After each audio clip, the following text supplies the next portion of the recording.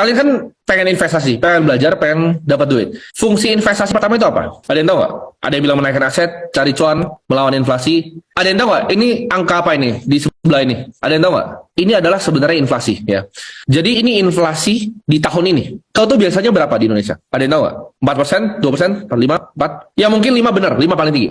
Dengan Indonesia 4,97, kalau kalian dikasih deposito 5%, kena bunga 20% setiap pencairannya, kalian rugi atau untung? Kalian rugi apa untung? Kalian rugi banget. Yang untung siapa? Yang untung banknya. Ya. Kalau kalian itu Indonesia, tapi kalian lihat yang di atas Indonesia, UK itu berapa inflasinya? 10%. Ya. Jadi apakah kalian bisa untuk ngalahin 10% dengan kalian cuma taruh uang di deposito? Apakah bisa? Nggak bisa, ya. Jadi ini datanya. Kalian kira Argentina aman pesonya atau Turki? Ada yang pernah ke Turki nggak di sini? Kalau kalian ke Turki sekarang, lira itu murah banget. Jadi kalian ke sana rasanya mereka kayak orang kampung. Karena semuanya murah di sana buat kita orang Indonesia. Karena inflasi 50,51%. Argentina itu tahun ini inflasi 104%. Argentina peso itu nanti bentar lagi bakal hyperinflasi dan gua akan jelasin kenapa, ya. Jadi lira itu udah hancur, Argentina peso itu udah hancur.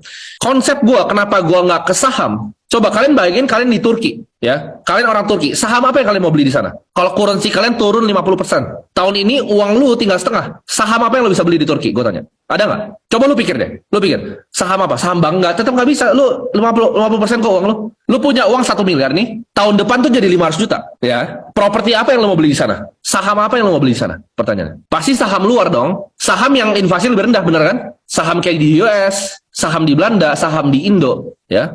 Karena kalau currency-nya turun, semuanya itu akan turun. Itu konsep pertamanya. Nah, gue akan share kenapa gue punya view yang ekstremis di kripto. Ada yang udah dengerin gue kripto dari tahun 2023 awal? Ada yang udah dengerin? Kalian dapat cuan berapa? Lebih banyak gak? Dari semua kalian nabung di saham sebelum kenal gue. Kenapa? Karena kalian cuma dengan beli Bitcoin, kalian naik 83%. Ada yang tahu IHSG sampai berapa sekarang? 0,95 minusnya. Ya. S&P 500 itu baru 7%. Gold itu baru naik 11%. Sedangkan Bitcoin itu naik 83,62%. Ya. Kenapa bisa kayak gitu? Ada yang tahu nggak? Ada yang tahu kenapa bisa secepat itu naiknya? Ini dari year to date, ya. Ada yang bilang news. Karena banyak pembeli. Kalau kita belajar secara mikroekonomi 101, memang benar, ya bisa supply and demand. Tapi menurut gue bukan supply and demand kenapa dia bisa naik. Karena ketidakpercayaan orang terhadap sistem perbankan zaman sekarang. Ya. Jadi kemarin itu kan kita lihat ada Silicon Valley Bank itu collapse. Dari awalnya bank kripto sebenarnya, Silvergate. Silicon Valley kena. Kalian lihat First Republic Bank. Ya. Kalian coba cek sekarang di TradingView, chartnya itu kayak apa? Itu kayak saham gorengan Indonesia. Dibantingnya 70% ke bawah. Di sini yang gue mau kasih tahu ke kalian, semua di dunia ini, itu hampir semuanya itu cuma Ponzi scheme. Semuanya skema piramida. Saham itu apa sih sebenarnya? Coba kalian pikir, saham itu apa sebenarnya? Ya, perusahaan itu ngapain? Perusahaan butuh duit, dia terbitin saham, ya kan? Begitu orang beli sahamnya, dia dapat modal, ya.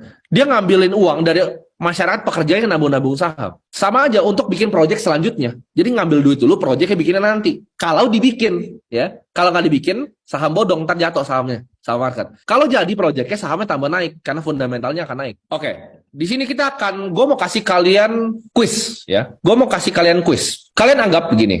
Ini kalian lihat, kelihatan nggak? Mouse gue kelihatan nggak di sini? Mouse gue kelihatan?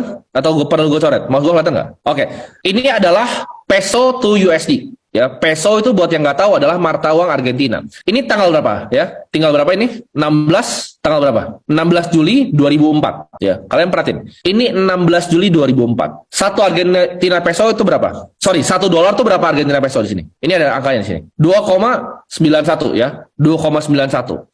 Itu tahun 2004. Jadi kita coba kalian bayangin sini, ya. Sebagai pengusaha restoran, kita harus muterin duit kemana? Let's say biar paling gampang. Kalau misalnya gue jelasin pakai bahasa yang kompleks itu susah. Tapi gue akan jelasin dengan restoran, ya. Biar kalian gampang, kalian akan lihat di sini ya. Ini kelihatan semuanya? Sini kelihatan semuanya? Konsepnya? Oke. Lu punya restoran nih, ya. Restoran mahal. Lu nggak usah pikirin bisnisnya. Restoran lu laku banget. Setiap tahun, restoran lu ngasilin apa? Buat lu sebagai owner. Ngasilin duit kan? Ngasilin cuan. Nah, betul. Ngasilin income. Income-nya berupa apa? Restoran tadi gimana? Di Argentina ya. Restorannya berupa peso. Ya kan? Oke. Ini sebenarnya sama. Gue kasih contoh pakai restoran. Tapi kalian mau jadi seorang karyawan boleh. Lu mau jadi guru pun boleh. Lu mau jadi orang yang ngasilin duit apapun. Mau jadi tukang sampah juga sama. Hasilnya pokoknya peso. Ya. Dari hasil peso ini, kalian sekarang pada investasi di mana? Yang rata-rata di kuning. Banyak yang belum mengerti kripto kan? Lu pada invest di mana? Invest di mana? Ada yang saham kripto, BCA. Ya, oke.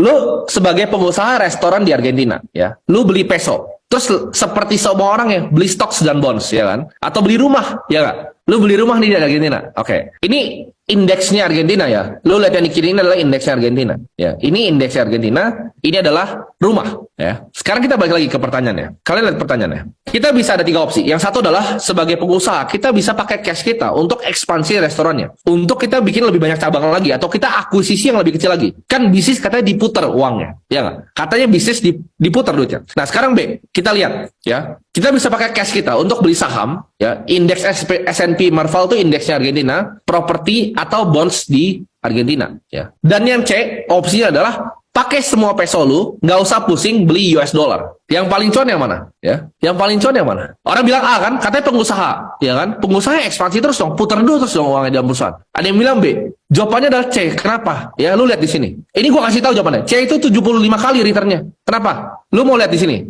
Ini berapa? Angkanya berapa nih? Kelihatan nggak? Tahun 2004 berapa tadi? 2,91. Sekarang berapa? 219, bos. Itu bukan 2,19, itu 219. Itu 75 kali. Jadi peso lawan dolar devaluasi 75 kali. Artinya apa? Kalian ada yang tahu krisis 98 nggak di Indonesia? Kalian tahu nggak kenapa terjadi krisis 98? Orang itu perusahaan pegang hutangnya dalam bentuk US dollar. Begitu rupiahnya hyperinflasi ke 18.000, mati semua. Jadi mereka punya hutang nih, misalnya lu punya perusahaan hutangnya 100 miliar. Tiba-tiba rupiahnya naik, hutang lu jadi 1 triliun. Perusahaannya nggak ada yang bisa bayar, mampus semua. Ya, including bahkan Bank BCA. Mampus semuanya konglomerat di Indonesia. Jadi artinya apa?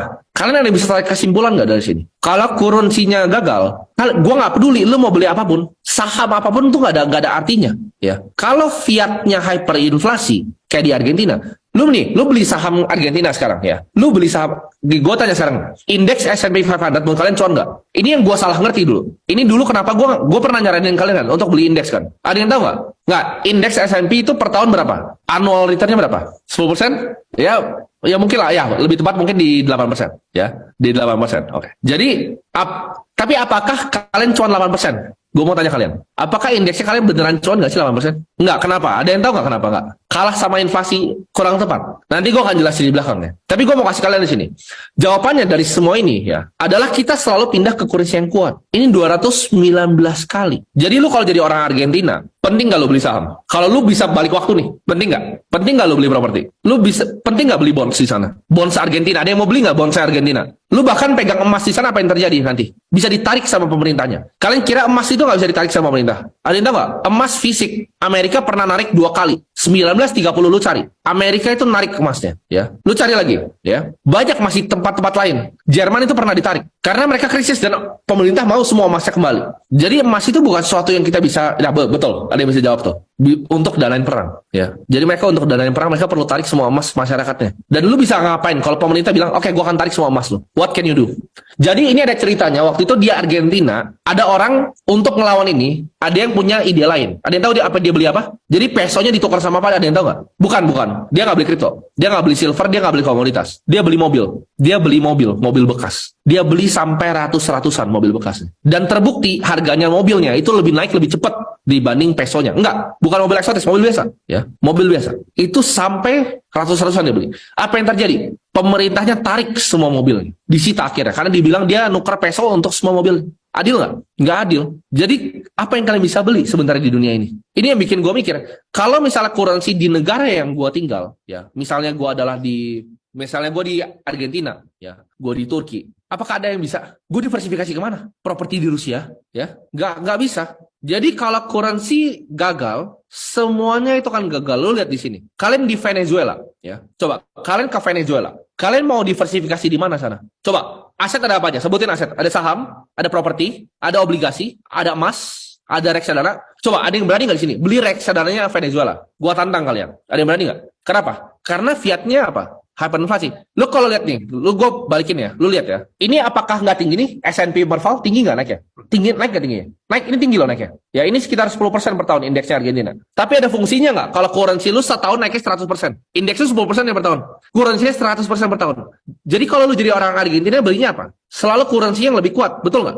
Makanya orang tua kita zaman dulu ada yang nabungnya US dollar. Kenapa orang tuanya nabung US dollar? Ada yang tahu nggak? Kenapa nabungnya US dollar? Karena currency-nya mereka pikir lebih kuat dibanding rupiah. Nah, tapi kita harus, makanya ini teksisnya kan. Gue kan aja kalian terus pikir, ya. Gimana caranya konsep berpikirnya? Karena kalau lu cuma mau belajar kripto kayak Bitcoin itu apa, blockchain itu apa, ya, fundamentalnya apa, cara baca white paper gimana, nggak akan nyampe di otak lu. Lu harus ngerti fundamental kenapa berpikirnya di pertama kali ya. First layer thinking itu apa? Cara mikirnya gimana? Konsep dasarnya itu apa? Kalian perhatiin. Kalian lihat ada hal yang sama nggak di sini? Ini kiri apa? Peso to USD ya. Turunnya berapa? 75 kali ke bawah ya. Kita hitung devaluasinya. Sekarang ini dolar ke Bitcoin. Mirip nggak? Ayo. Ini yang bikin gue keluar dari saham. Karena kalau rupiahnya kalah sama dolar, dolarnya kalah sama Bitcoin, buat apa gue beli saham? Buat apa gue pernah beli obligasi? Ya. Turunnya 98,88% dolar. Ya. Ini 75 kali devaluasi. Ini lebih jauh devaluasinya ke bawah. Jadi kalau kalian jadi Argentina, daripada kalian beli dolar, lebih baik beli a stronger currency dibanding dolar. Ya. Jadi selalu pindah ke currency yang lebih kuat. Jadi Bitcoin itu ibaratnya currency yang lebih kuat. Chinese Yuan nggak juga. Kata siapa? Kalian lihat di sini. Ini chart kiri adalah Bitcoin ke USD. Ini yang kalau kalian cari di Google. Ya. Kalian lihat bedanya nggak? Bitcoin to USD sama Bitcoin sama Argentina peso. Kenapa di sini cuma nyampe sini Argentina peso naiknya ke atas pairnya? Mulai nangkep nggak kalian konsepnya? Kenapa? Karena mata uangnya turun 100%. Karena Bitcoin ke pesonya lebih tinggi. Jadi lo kalau orang Argentina yang pegang Bitcoin, lo kan jauh lebih kaya dibanding yang nggak punya Bitcoin. Kenapa gue contohnya pakai Argentina, nggak pakai rupiah? Nah, nanti gue kena nih sama BI. Tapi kalian ngerti nggak konsepnya? Sebenarnya sama. Ada yang bilang rupiah belum begitu. Nanti gue akan tunjukin di sebelahnya nih, lebih seru lagi nih. Nextnya lebih seru lagi, ya. Ini adalah currency paling kuat, US dollar. Sekarang kan orang bilang mau dedolarisasi, BRICS segala macam. Menurut gue bullshit. Dolar nggak akan turun terlalu dalam. Kenapa? Karena dolar itu masih dipakai di semua trade di dunia. Di IMF aja, ya, dolar tuh masih gede banget. Ya. Jadi ini intinya, kalau currency-nya inflasi, semuanya disampah. Sahamnya disampah, sahamnya nggak berguna, propertinya nggak berguna, semuanya nggak berguna. Ya, oke. Tadi ada yang bilang apa? Ada yang bilang apa tadi? Rupiah aman. Oke, kita lihat rupiah aman.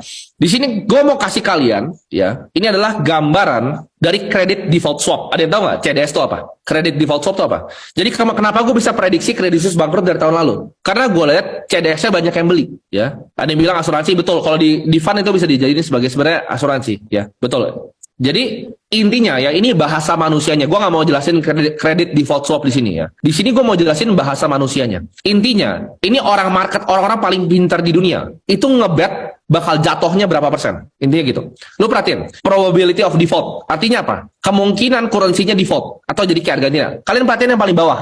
Turkish lira berapa? 77,66%. Karena dia udah 50% tahun ini. Semua orang betting bahwa currency-nya akan hancur. Nah, kita punya di mana nih? Nah, gue nggak usah ngomong lah. Kalian lihat sendiri ya. Ini ada ratingnya ya. Dari triple A sampai yang paling bawah, yang paling sampah. Nah, kamu perhatiin sekarang. Denmark itu masih triple A. Tapi kalau lihat Indonesia itu BBB, triple B. Probability of default-nya 22%. 23, sorry. Indonesia 23,19%. Orang ngebet credit default swap against rupiah itu 23,19%. Jadi pertanyaan kata siapa aman? Kalau misalnya Brazil itu udah 46%, Turki itu udah 77%, Rusia udah hancur. Udah mati. Itu yang bawah udah mati, udah selesai. Udah dekat kiamat itu yang bawah, ya, gitu. Jadi buat yang bilang bahwa currency itu aman, kata siapa, ya? Kata siapa? CDS itu dipengaruhi apa? Nggak, ini adalah konsensus dari orang-orang di market. Ya, ini konsensus dari orang-orang di market.